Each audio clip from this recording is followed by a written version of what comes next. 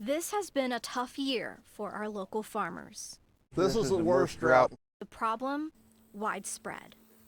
And every day I walk up the door and all I see is my crops dying. That reality is taking a toll financially and mentally.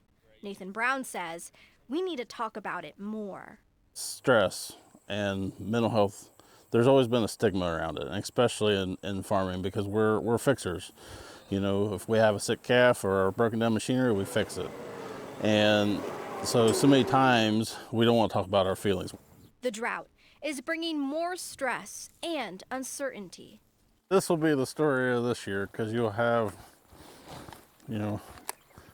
ear corn should look like that, but there's as many or more that look like that out there. So Farmers are having to adapt and manage their farm differently. and there's so many things that are out of our control that, no matter how hard you work, how many hours you put in a day, things still may not go the way that you expect or the way that you want them to.